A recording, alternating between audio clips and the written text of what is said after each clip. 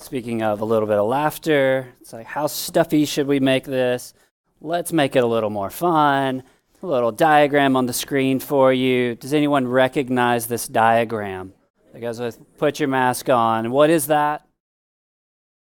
On airplane oxygen mask. So what are you supposed to do with that? Put it on first. Why is that? Right, because if you pass out, you can't help anybody, right? That's right. Exactly. So that applies for you all, serving as well. So self-care truly is a must for caregivers. Almost forgot. They were just teasing me back there. And why is it a must? So I really want you to focus on the prevalence. So only thing in dark black right there are the percentages. Those serving and victim service workers, 50%, 50%, 34%, 37%.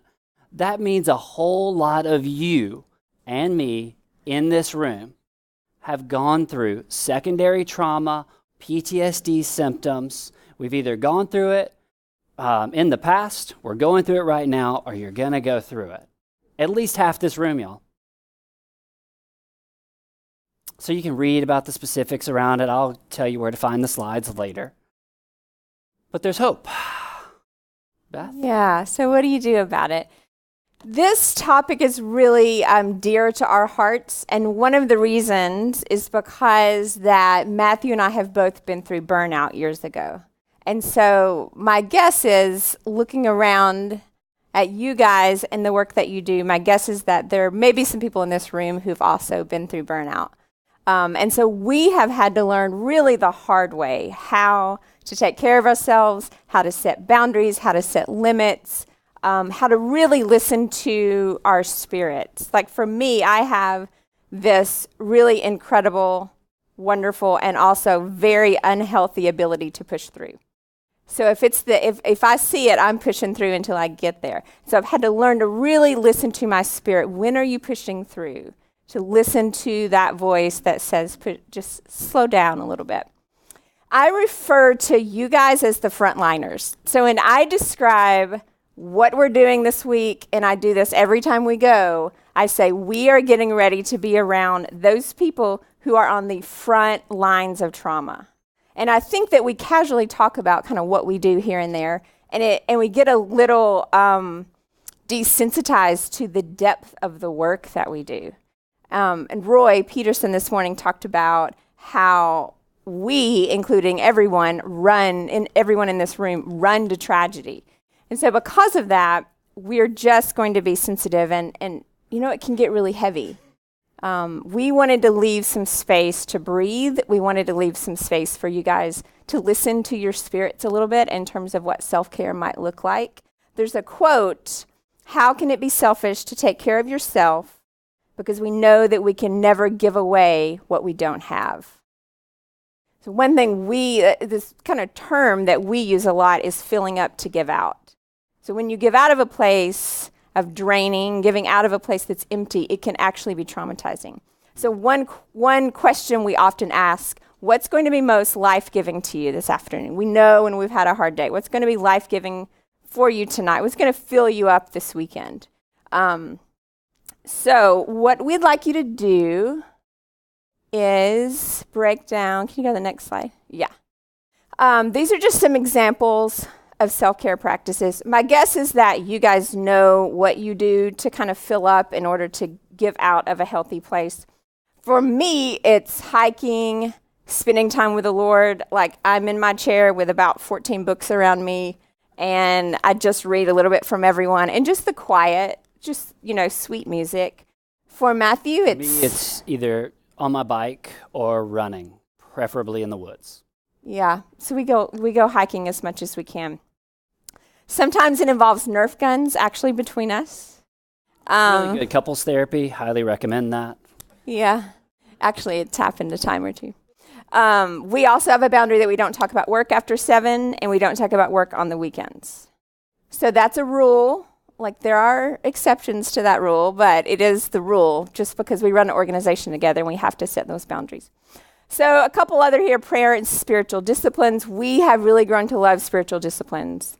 We love contemplative prayer. Thomas Keating I used to call him my boyfriend before we started dating because I just loved him that much. He's just amazing. He's no longer with us, but laugh about something every day, go for a walk, take care of yourself physically, eat healthy, exercise.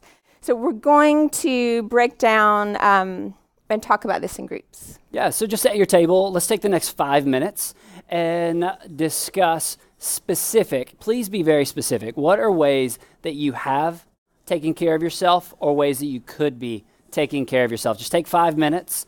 Hopefully, other people at the table will learn from you and you'll learn from them. Well, let's wrap that up. Bring it in. Okay. Yep. Is that right? Okay. All right. We are going, just for time's sake, I wish we could hear from all of you, but just for time's sake, I keep walking away from the camera.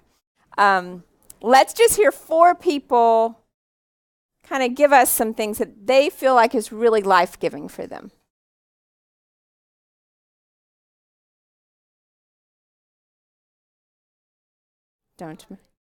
Pottery. Oh, I love that. We've never tried that, but I've heard that's so therapeutic. Great. Who else? Yes. Jogging. I love that.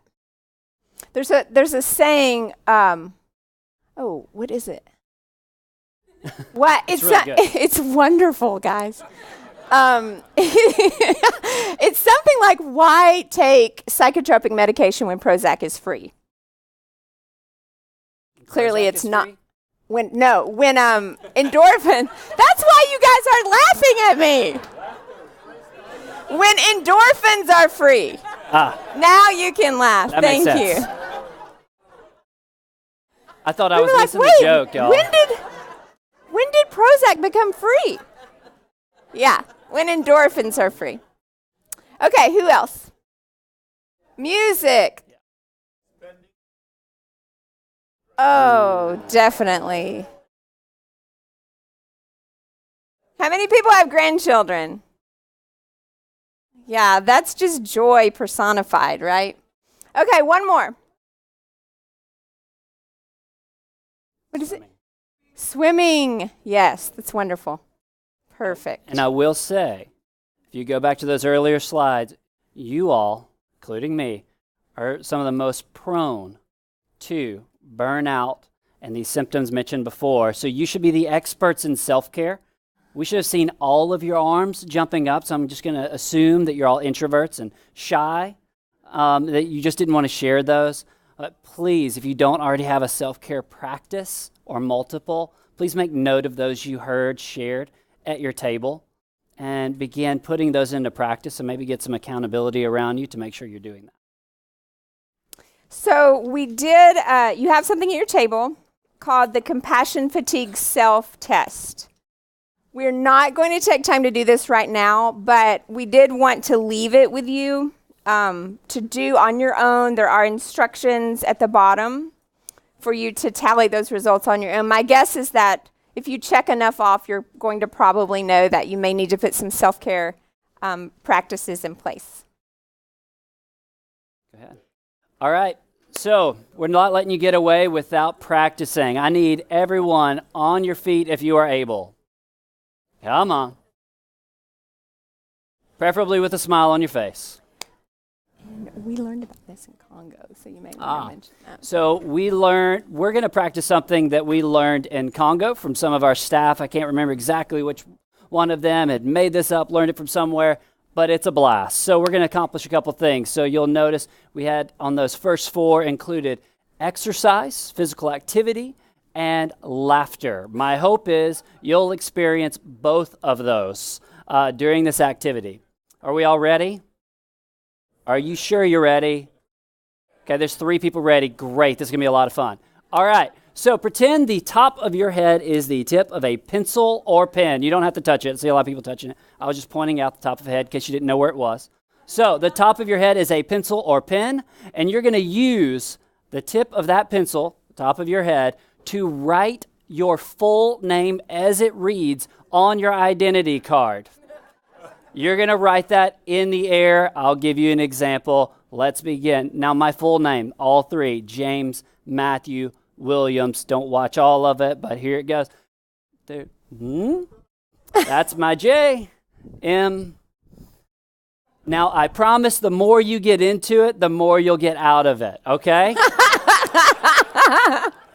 Safety warning, do not hit your head on tables or chairs. I claim no liability, blah, blah, blah, blah, blah, if you harm yourself. So, all right, let me see. Let's do it together. Countdown. 1, 2, 3.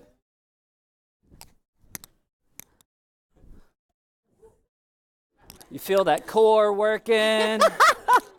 You know, I was a personal trainer in grad school. I should have tried this back then. I feel like we need some music playing. Oh, seriously, we got music back there? Woo! I'm only halfway there.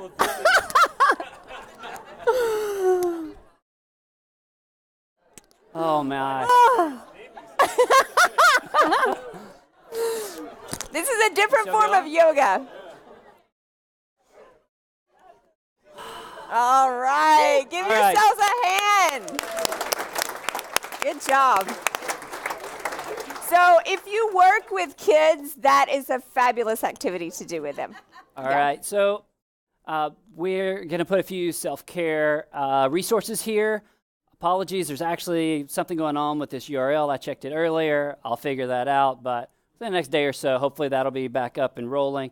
We've got a few resources, including the questionnaire that Bethany mentioned and a few other resources that we just want to make available to you. I know you all need it. I need it. So take advantage of it. We love y'all. And yeah. Thank you.